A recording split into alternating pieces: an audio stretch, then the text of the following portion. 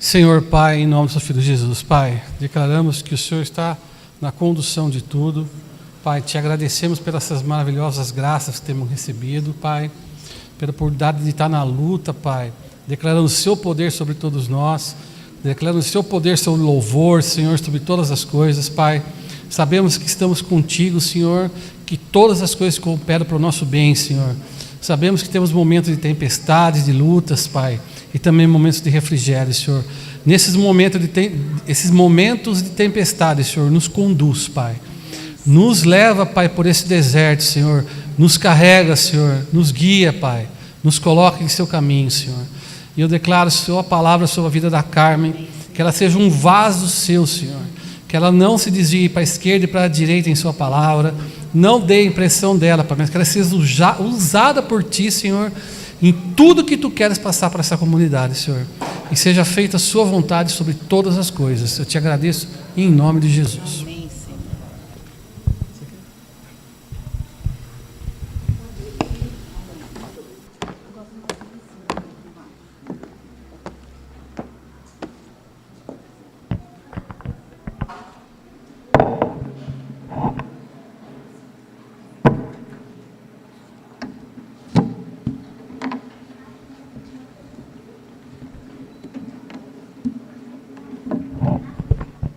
Boa noite, irmãos e boa noite, irmãs, Igreja do Senhor. Que luta! Hoje eu cheguei aqui, nossa, que luta, que opressão, que luta que foi.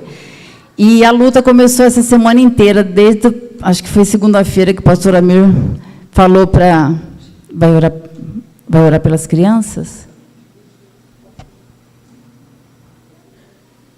Senhor Deus, abençoe essas crianças, abençoe o David como professor, Senhor, dando sabedoria, seja feita a sua vontade na vida das crianças, Senhor, usa a vida do David, Senhor, e proteja ela, Senhor, com a sua armadura, com o seu sangue poderoso da cruz, proteja o David, a família dele, todos que estão aqui, Senhor, em nome de Jesus, amém.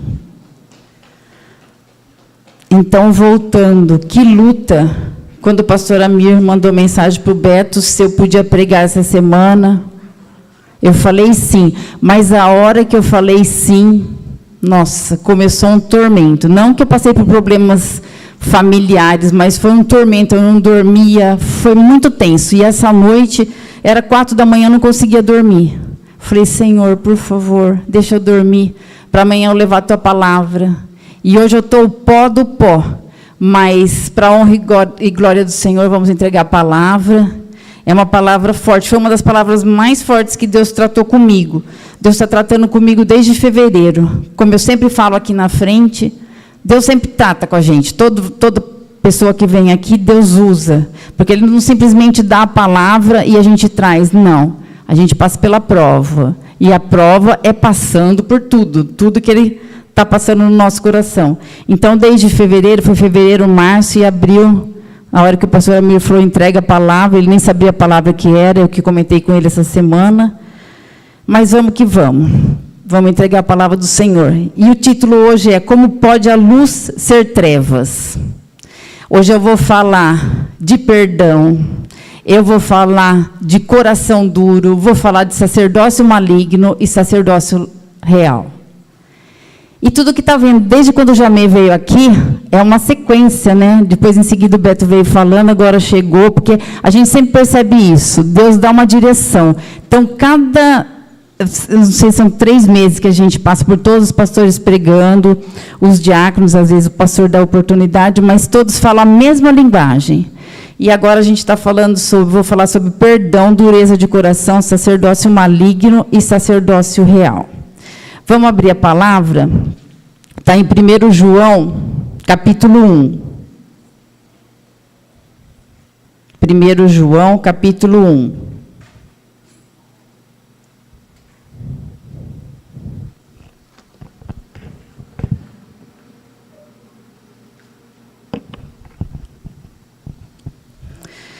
Do versículo 5 ao 10. Depois eu vou ler do 2 também, do capítulo 2.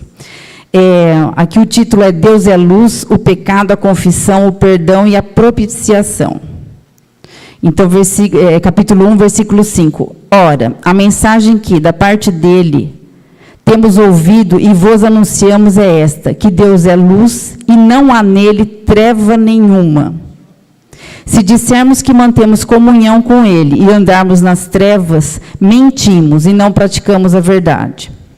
Se, porém, andarmos na luz, como ele está na luz, mantemos comunhão uns com os outros, e o sangue de Jesus, seu Filho, nos purifica de todo pecado. Se dissermos que não temos pecado nenhum, a nós mesmos nos enganamos, e a verdade não está em nós.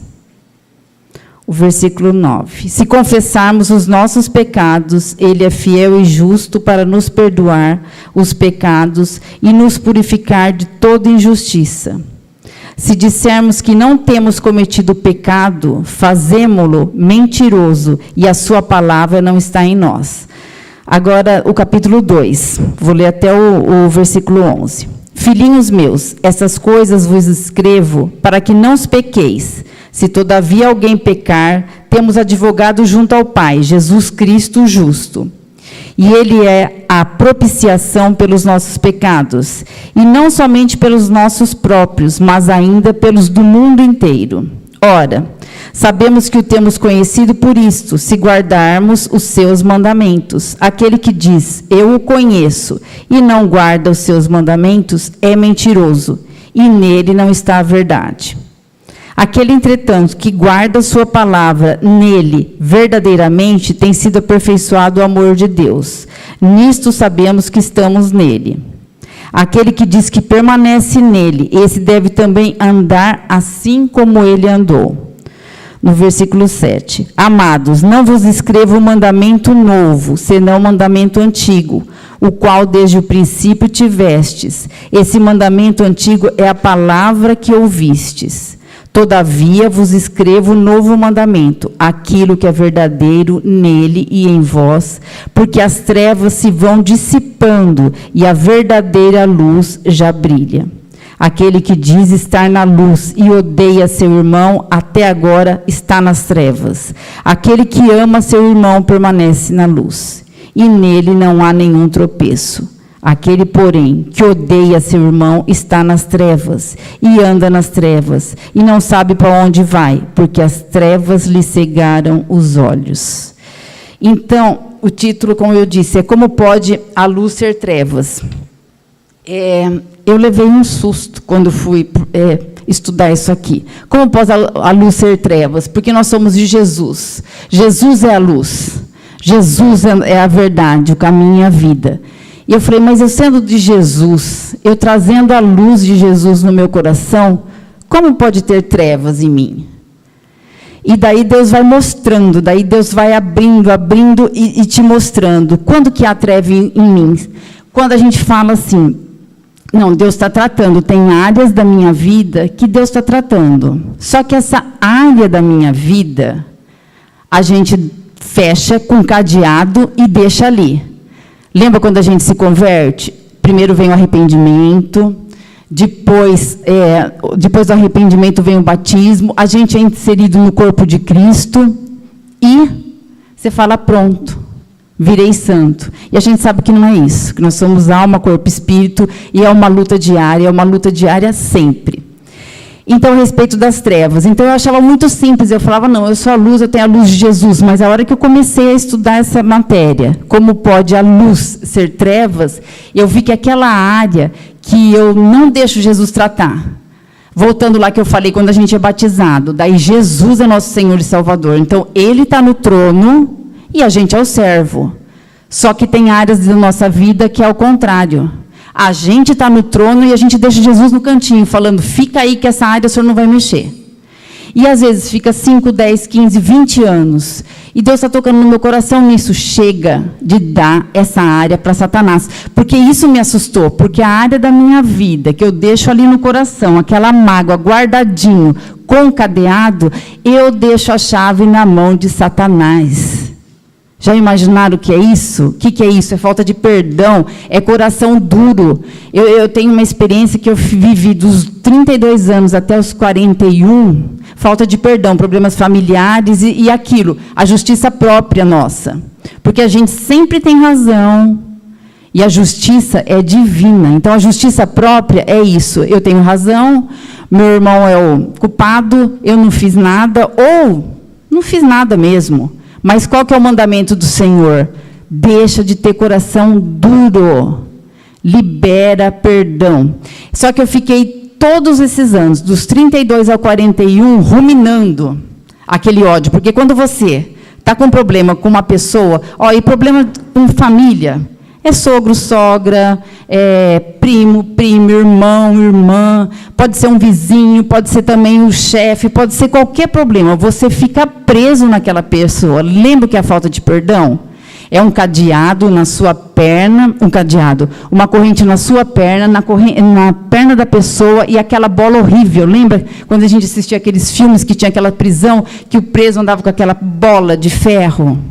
É isso, porque a gente vive a pessoa, a gente acorda, a gente dorme a pessoa. E se a pessoa vem na sua casa e coloca assim, pega um negocinho e põe aqui, você já acha que é provocação para você. Agora, se uma pessoa que você gosta pode fazer isso, pode plantar bananeira, que você acha tudo lindo, mas onde há falta de perdão, qualquer coisa que a pessoa faça te irrita. Só que o irritar não é nada. O duro é as doenças que trazem, porque dos 32 aos 41, eu tive 3 vezes síndrome do pânico, depressão, tive taquicardia, gastrite, insônia, tudo. Sabe quando você fica péssima? Então, isso é a falta de perdão. É tudo o que acarreta na gente. Então, Jesus está falando, como pode a luz ser trevas? Pode sim, porque você acha que você está na santidade. Para Deus, nós somos santos. Se Deus olha lá de cima, lembra uma vez que o pastor Nelson falou, nós somos todos assim, os justos, com guarda-chuvinha, então ele olha lá, olha os justos. Só que nós somos imperfeitos. E a nossa alma é a mandona do corpo, não adianta. Nós temos que lutar para que o Espírito vença, porque o certo é isso, o Espírito manda em nós. Mas com a queda de Adão, o que aconteceu? A alma entrou.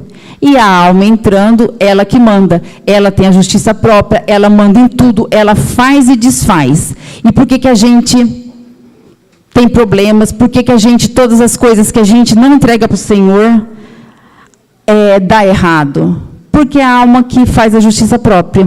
Se fosse a gente, lembra quando o Beto pregou semana passada, que falou de Josué? Que tudo ele pedia para o Senhor, que tudo ele pedia permissão e direção para o Senhor. É essa a vida do cristão, tudo. Não é assim, uma coisinha ou outra, é tudo nós temos que pedir para o Senhor. No dia que a gente acorda, a gente tem que falar, Senhor, o que o Senhor quer de mim? O que o Senhor quer de mim? E nessa noite, eu estava vendo, foi uma luta aqui, mas que ruja o leão e que a terra estremeça. Nós somos do exército do Senhor.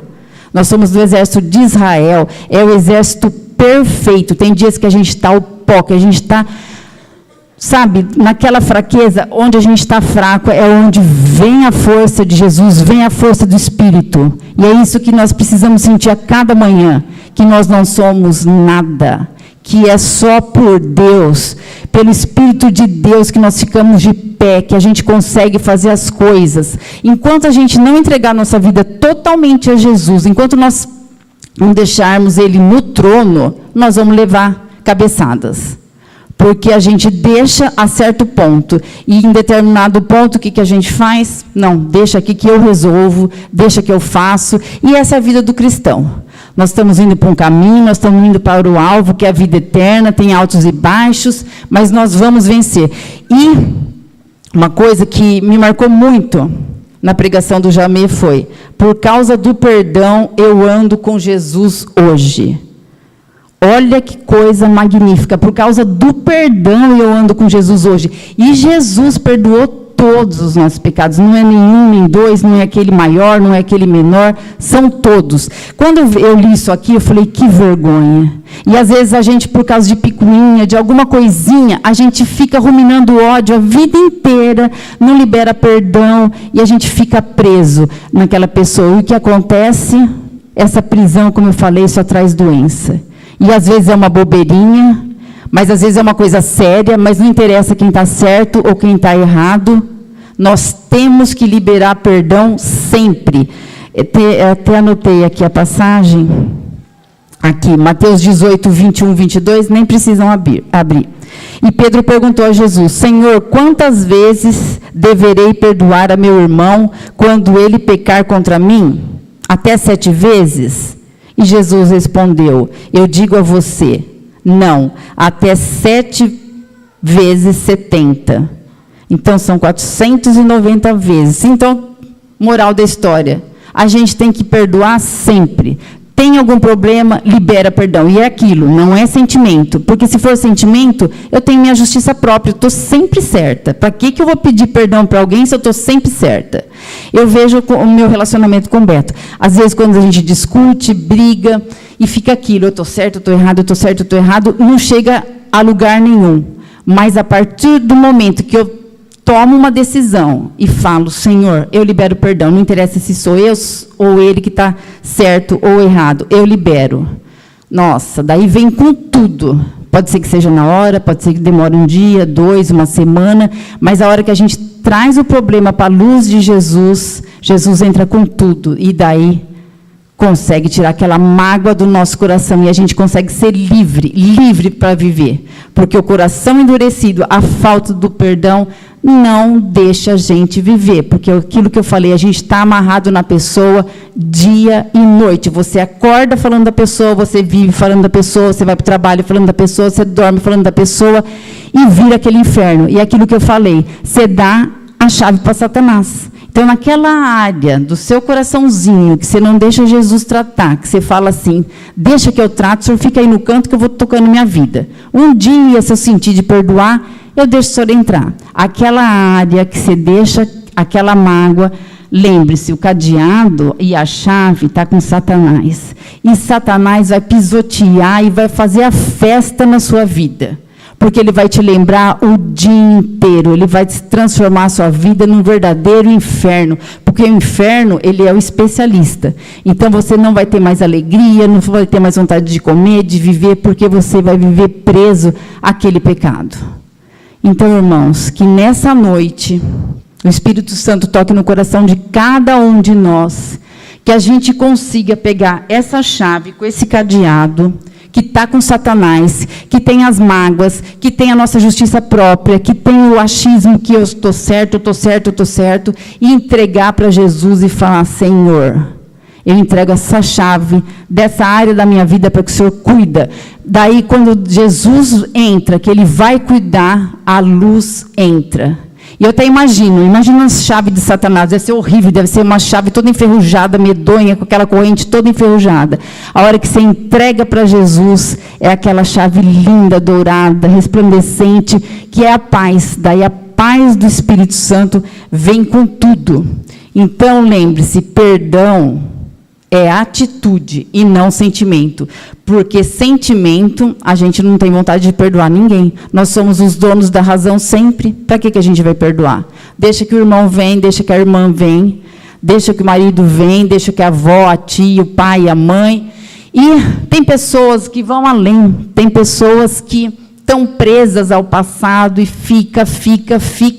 Sabe, mas eu tive uma vida tão infeliz. Eu, graças a Deus, tive um pai e mãe maravilhosos, que me ensinaram as coisas do Senhor. Depois eu vim para a igreja, me converti, então eu não tenho nada que reclamar. Eu entendo pessoas que têm problemas com pai, mãe, mas Deus fala nessa noite: libera perdão, libera. Eles não tinham entendimento, eles tinham os ouvidos e os olhos espirituais trancados. Você tem a luz de Jesus, você tem o entendimento de Jesus. Libera, deixa que eu cuido do seu passado. E que nessa noite a gente deixa todas as coisas ruins para trás e prossiga para o alvo. Liberando perdão é o único jeito, porque senão a gente vai viver com aquele coração endurecido. E coração endurecido leva à morte. Não tem jeito. Então, irmãos, é isso que Deus tocou muito no meu coração. Como pode a luz ser trevas? E eu pensei, como eu, sendo de Jesus, posso ter as trevas dentro de mim? Sim, não que Satanás mora dentro de mim de jeito nenhum, porque quem mora dentro de mim é o Espírito Santo de Deus. Mas a gente dá a chave, o poder, para ele infernizar a nossa vida, naquela área que a gente não faz a vontade de Deus. Porque você acha que Deus quer que você fique mal com o irmão, com a irmã, que fique na sua justiça própria? Não. Nós temos que mergulhar na palavra, nós temos que ter a justiça divina e não a justiça dos homens. Por isso que aqui, no 1 João, capítulo 1, versículo 5, fala que Deus é luz e não há nele treva nenhuma. Olha que bênção. Pensou o dia que nós chegarmos a esse patamar? Eu sempre, quando eu falo, conheçamos e prossigamos em conhecer Jesus, eu lembro do Rogério, que ele ama essa parte. Quanto mais a gente estuda a palavra, quanto mais a gente busca o Senhor, a gente quer mais, mais, mais. E o Espírito Santo vai falando aos nossos corações a cada dia. E, por falta de perdão, eu vou ler também a parábola do credor. Lembra de Mateus 18, 23, 35? Se vocês quiserem abrir, mas ela é longa, acho que só vou explicar. Vocês lembram disso? Que era um senhor que tinha um servo que ele devia, daí ele foi lá, daí ele tinha que vender a mulher, os filhos, isso e aquilo, e ele clamou, falou, nossa, mas eu não posso, tenha misericórdia, Daí esse senhor perdoou esse servo. E esse servo, a hora que saiu, tinha uma pessoa que devia para ele, e o que ele fez? Não, você vai ter que pagar, E o que aconteceu com aquilo? Daí os companheiros deles ficaram revoltados e voltaram no Senhor e falaram, está vendo aquele fulano que o Senhor perdoou? Então, uma pessoa devia para ele, ele não teve compaixão.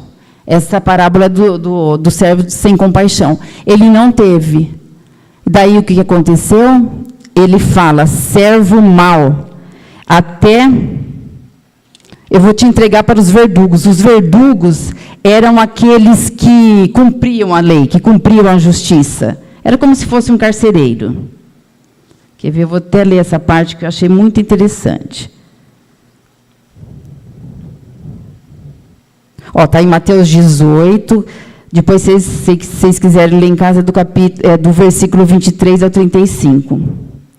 Então o seu senhor, chamando, lhe disse, servo malvado, perdoei-te aquela dívida toda, porque me suplicaste. Não devias tu, igualmente, compadecer-te do teu conservo, como também eu me compadeci de ti? E indagando-se, o seu senhor o entregou ao verdugo. Lembra que eu falei? O verdugo é aquele responsável para executar ali.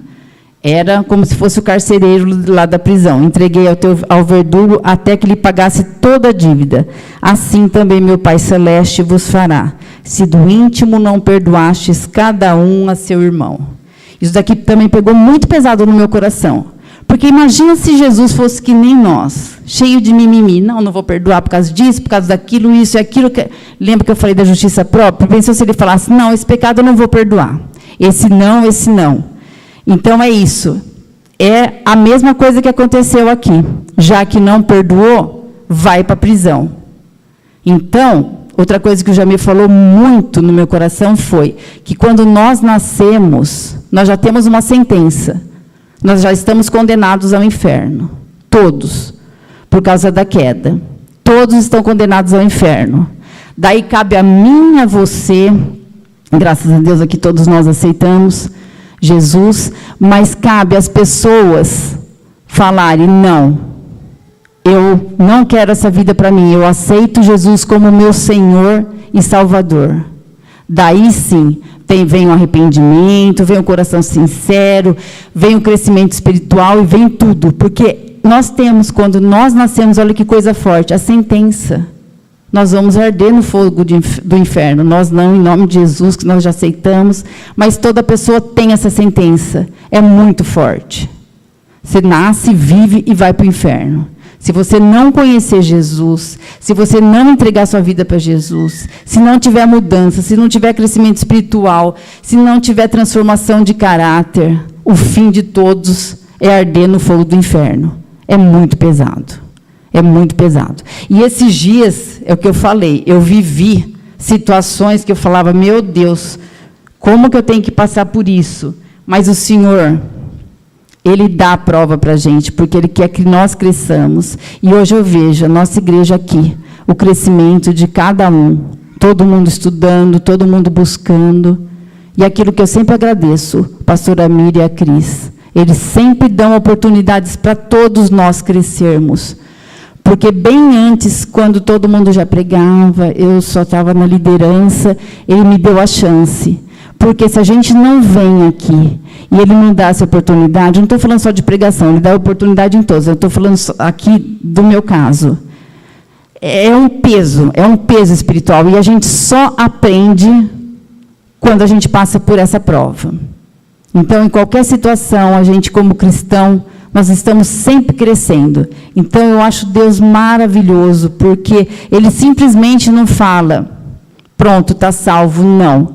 Ele quer que cada dia a gente suba um degrau, que cada dia a gente aumente a intimidade, que cada dia a gente aumente a oração, a gente aumente a vontade de fazer jejum. A gente tem que viver as coisas do reino. Então, irmãos, gravem bem isso. Como pode a luz ser trevas? Para a luz ser só luz dentro de nós, nós termos todas as áreas da nossa vida entregue a Jesus. É fácil? Não. Mas depende da nossa atitude. Porque o Beto não consegue fazer nada por mim e eu nada por ele. São provas que nós temos que passar, sozinhos. E a salvação é sozinho também. Eu não consigo salvar filho, filha, pai, mãe. É individual. Então, a gente tem que pensar muito nisso. Então, irmãos, vamos liberar perdão. Vamos tirar esse coração duro dos nossos corações. E lembrar da frase que o Jamei passou para a gente. Por causa do perdão, eu ando com Jesus hoje. Ó, glória. Glória a Deus, Senhor. Toda honra e toda glória a Ti. É maravilhoso, porque Deus tirou nós das trevas e nos levou para a luz de Jesus. É maravilhoso. E aproveitem a oportunidade enquanto nós estamos aqui debaixo do sol. Lembra Eclesiastes? Aproveite para liberar perdão, aproveite para ter reconciliação, aproveite para ter amor, aproveite tudo, porque a hora que a gente morrer, acabou. A chance acabou. E a gente pode cair a qualquer instante, a gente não sabe. Tomara a Deus que a gente viva 120 anos, mas vai que. Então, a gente tem que estar sempre atento. Nós não estamos brincando. Nós somos a luz de Jesus. Tira as trevas do seu coração. Tira essa dureza. E é o que eu falei. Todas essas coisas que Deus foi me falando, desde fevereiro, eu passei por tudo isso. Foi difícil? Muito. Mas, para a honra e glória do Senhor, essa palavra está sendo entregue. E eu vou falar um pouquinho de sacerdócio maligno. Sacerdócio maligno, não tem como não falar dos filhos do Eli, porque os filhos do Eli, Ofni e Finéias, são um exemplo de sacerdócio maligno na Bíblia. Por quê? Porque tinha um sumo sacerdote, que era Eli, e os dois, os sacerdotes. E eles eram sacerdotes malignos, porque eles não conheciam o Deus verdadeiro. Se vocês abrirem, deixa eu abrir lá em 1 Samuel. Vamos abrir para a gente ler um pouquinho sobre os filhos de Eli. 1 Samuel, capítulo 2.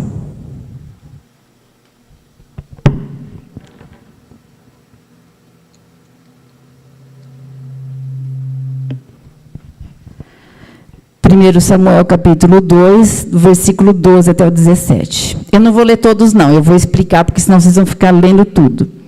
Eram, porém, os filhos de Eli, filhos de Belial, e não se importavam com o Senhor. Pois o costume daqueles sacerdotes com o povo era que, oferecendo a alguém sacrifício, vinha o moço do sacerdote, estando-se cozendo a carne com um garfo de 3 dentes na mão. E metia-o na caldeira, ou na panela, ou no tacho, ou na marmita, e tudo quanto o garfo tirava, o sacerdote tomava para si. Assim se fazia todo Israel que ia ali a Siló. Também, antes de se queimar a gordura, vinha o moço do sacerdote. Esse moço do sacerdote aqui representa os filhos do Eli, tá? Vinha o moço do sacerdote e dizia ao homem que sacrificava: dai essa carne para assar ao sacerdote, porque não aceitará de ti carne cozida, senão crua. Se o ofertante lhe respondia, queime-se primeiro a gordura e depois tomarás quanto quiseres, então ele lhe dizia, não porém has de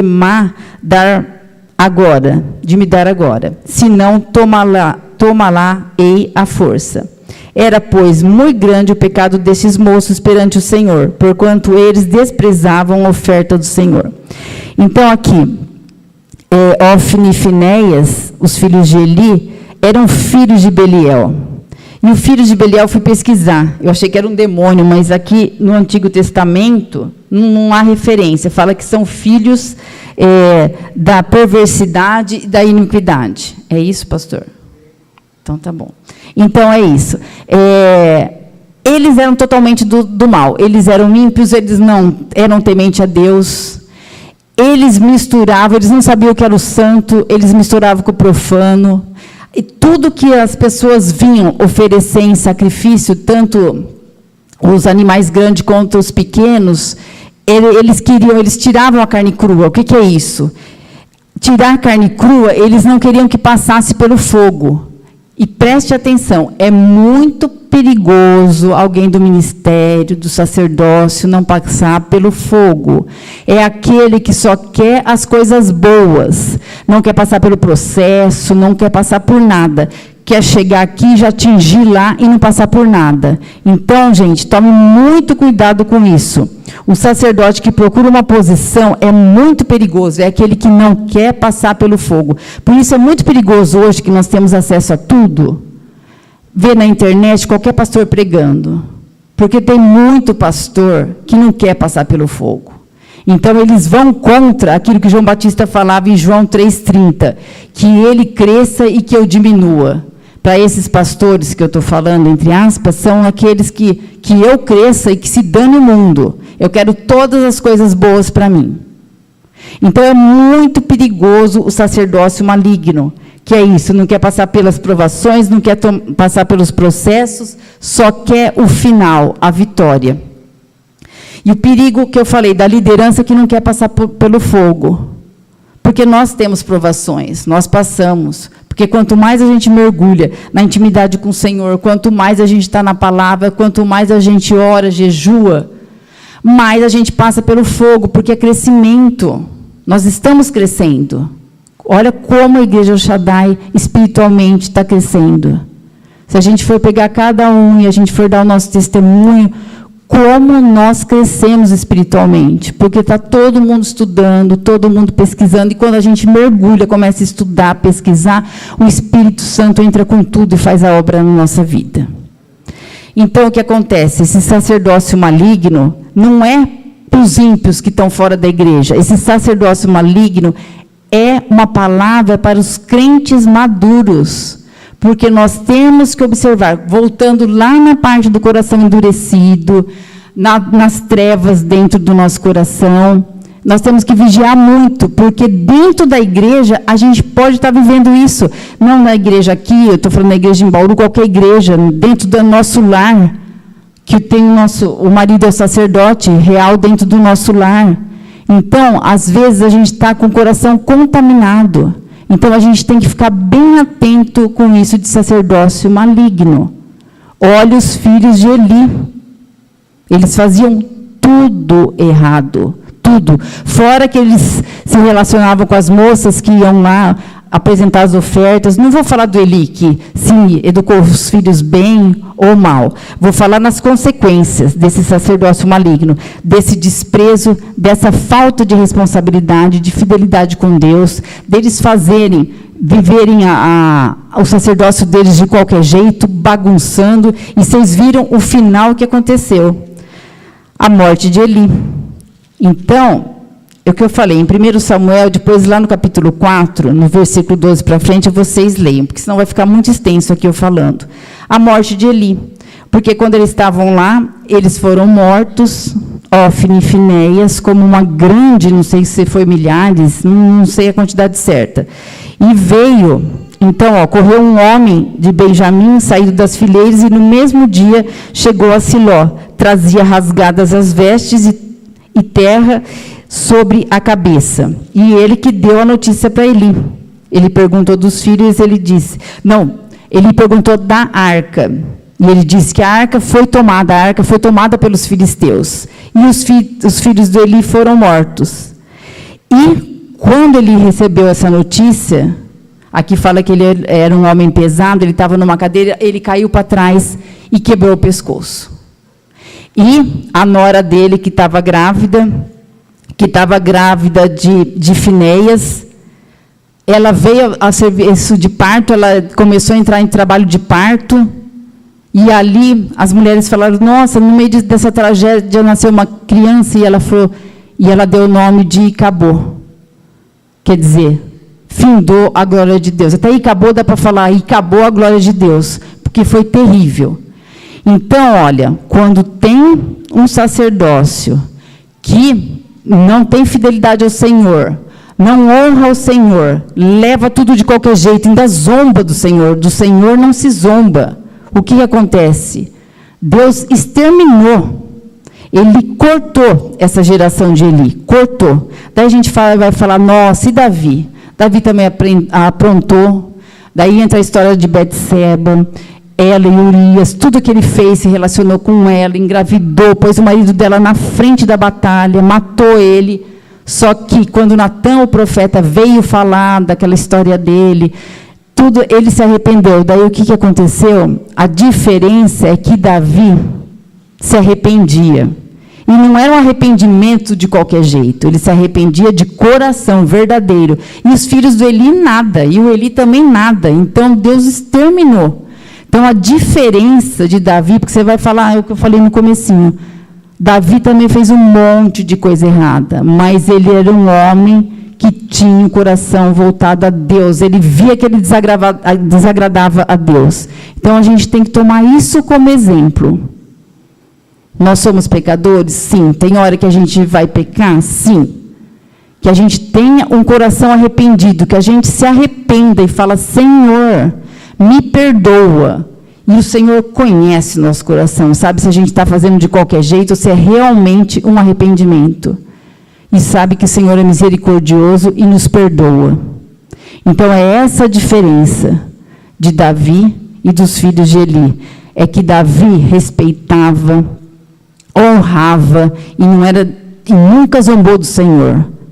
Totalmente diferente dos filhos de Eli. E se a gente for estudar mais profundo, a gente vai falar, nossa, Eli criou Samuel, que foi um grande profeta, mas isso é melhor a gente nem entrar agora, porque senão vai dar outra pregação.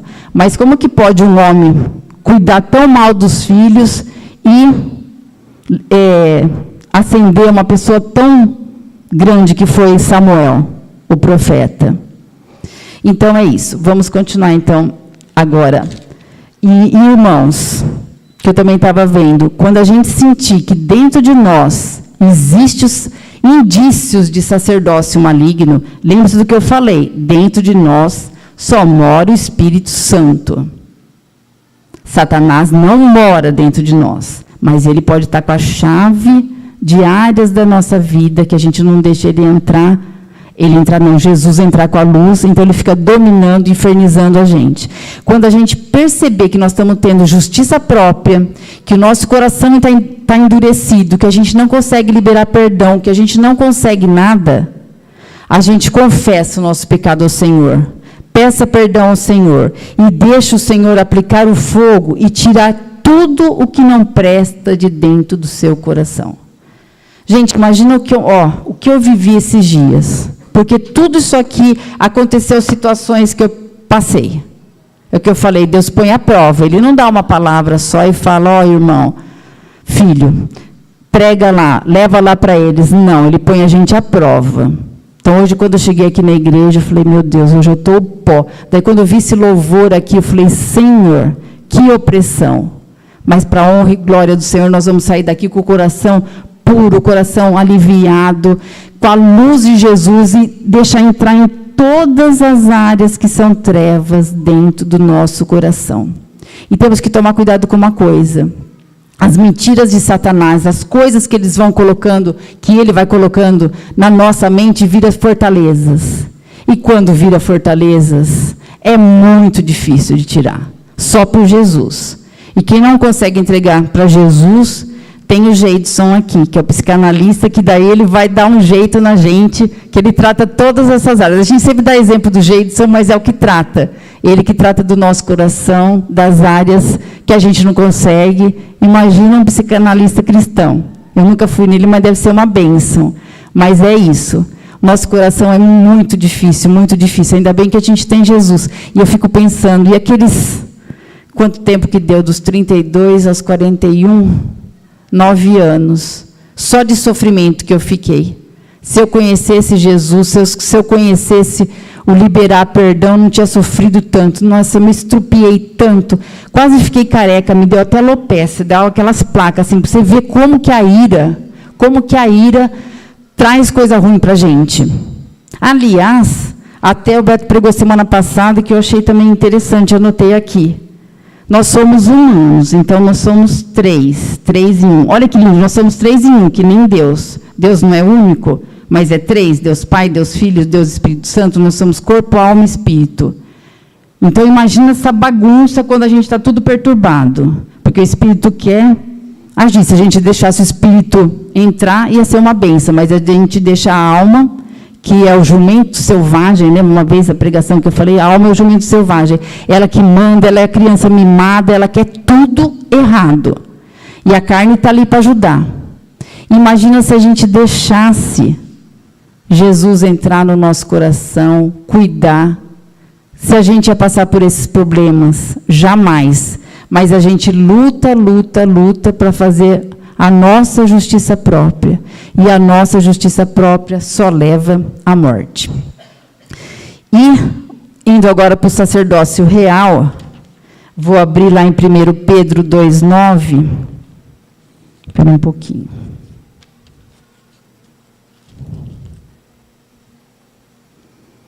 Aqui, 1 Pedro 2, capítulo 2, versículo 9.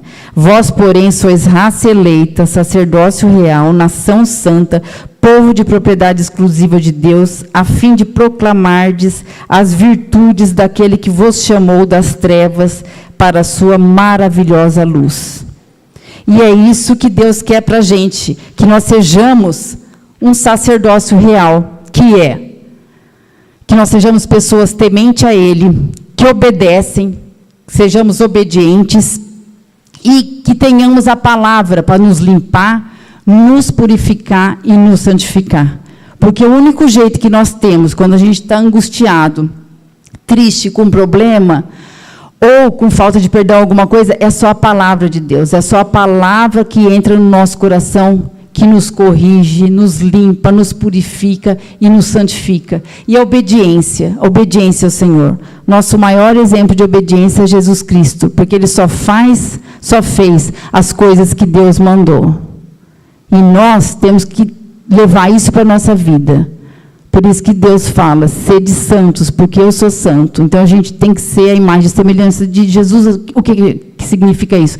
Procurar a santidade dia a dia. Matar a alma, até que o Espírito esteja dominando. E eu ia falar um pouquinho também dos talentos, a parábola dos talentos. Depois, se vocês quiserem também anotar e ler em casa, que é Mateus 25, de 14 a 30. Os talentos são nossos dons, os talentos são as nossas habilidades. Então, o que Deus fala? Lá, lembra, tinha o que deu 5 talentos, o que deu 2 e o que deu 1. O 2 multiplicou, o 5 também, e o 1 enterrou. E o que a gente tira de tudo isso? Que na nossa vida de igreja, de corpo de Cristo, nós temos que pegar os nossos talentos, porque os nossos dons não são dados porque Deus acha a gente bonitinho e dá os dons. Ele dá para a gente aplicar no corpo. E como que a gente aplica? Só se tiver amor. Porque eu estava pensando, se a gente for egoísta e tiver os talentos, e tiver os dons e guardar para si, nada vai acontecer. Mas tudo Deus dá para crescimento do corpo, para crescimento da igreja. Então, aquilo que fala, daí, lembra, o de 2 multiplicou, o de 5 multiplicou e o de 1 enterrou. Daí Deus fala que servo mau, até o que não tinha lhe será tirado. Então, que sirva de lição para a gente, o que Deus quer de tudo isso?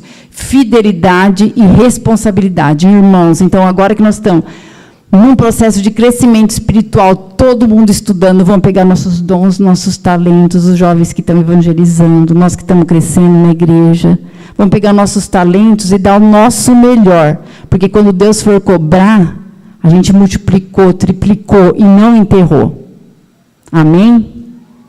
E, para encerrar, eu vou ter que ler, porque eu achei tão lindo, não vou conseguir repetir. Se nós tirarmos todos os traços do sacerdócio maligno do nosso coração, se formos transformados à imagem de Cristo e se assumirmos os padrões de Deus para que nós sejamos um sacerdócio real, quais são os padrões? Tendo fidelidade ao Senhor, conhecermos o coração de Deus. Como que a gente conhece o coração de Deus? Só através da intimidade, só através da intimidade, é só através da palavra. Se a gente for conhecer Deus, o coração dele, o que ele quer para nós é só através da palavra. Aquilo que eu sempre falo aqui, a minha experiência, a experiência que qualquer um vem aqui e fala, não é a mesma para ninguém.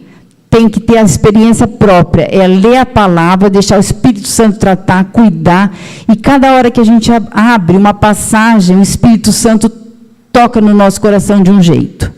Então, voltando lá, e se assumirmos os padrões de Deus, tendo fidelidade ao Senhor, conhecermos o coração de Deus através da intimidade, edificar a nossa casa na rocha, que é Jesus Cristo. Como a Cris falou no começo, que venha qualquer tempestade, se a nossa casa está na rocha, tudo vai passar e tudo vai dar certo. E temos que ter um coração voltado para Deus. O que é um coração voltado? É um coração puro, um coração arrependido e um coração quebrantado.